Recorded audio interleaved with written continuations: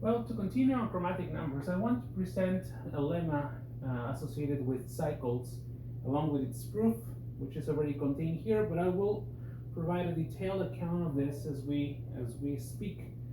So we start with this. It says let Cn be an n cycle. Then the chromatic number of the cycle, it's either 2 if the number of vertices is even, or 3 if the number of vertices is odd. So how do we proceed with the proof? Well, we start like this. We write Cn as in particular form, which corresponds to the graph associated with it. So the set of vertices and the set of edges, in which I list them in this way. So I write them as A1, A2, up to An. Now the set of edges can be described in this form.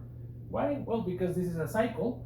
So I'm starting by selecting this one and then labeling the next to it, and then the next to it, and the next to it, until I come back from An to A1. This is possible because we're working in a cycle. Then from that, I'm going to partially define a function in the following way.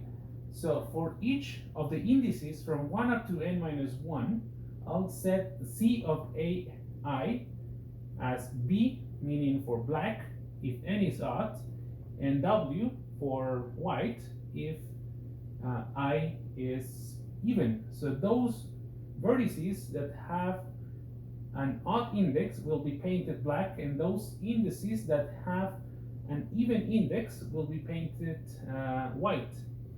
So now we examine the cases. If n is even, then I'm going to assign to An, because I haven't so, I'm going to assign the color white.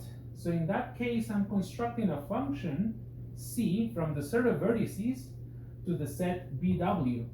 I'm just constructing a function in this case. Now, under the second case, if n is odd, then I will define An to be just another color different from black and white. So let's say green. So in this case, I have a function C that goes from the set of vertices to the set containing 3 elements. In this case, the colors black, white, and green. Well, it doesn't matter what we do. In either case, we have a function with the following characteristics. For each I from 1 to n minus 1, these two are different. So what are we having is that all the edges that are listed here correspond to vertices that have different colors. And for the last that we assign, namely this one, well, they do have different colors. So in this case, we have a coloring function. Now, what is this saying? This is saying that if n is even, then I can color the cycle with at least 2 colors, not with at least, with 2 colors.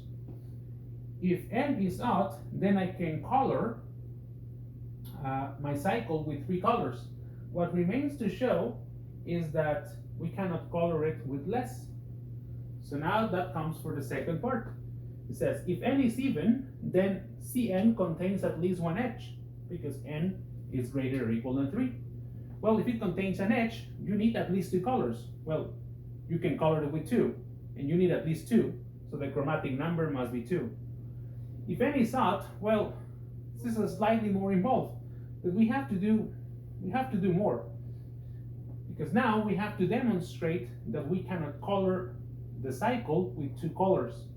So to do so, we're gonna argue by contradiction.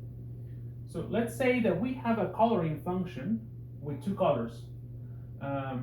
In this case, I'm saying that assume that Cn can be colored with 2 colors.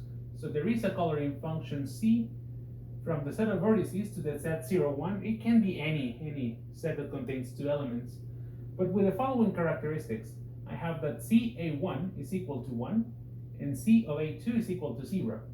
So I'm just looking at this edge that I have here and identifying the colors. I can do that because I'm saying that they have to be 2 colors. So I'm just putting different labels if necessary. Now, those that are even in the index must be of color 0. Why is that? Well, imagine yourself traversing through the cycle, right? This has color 0, this has color 1.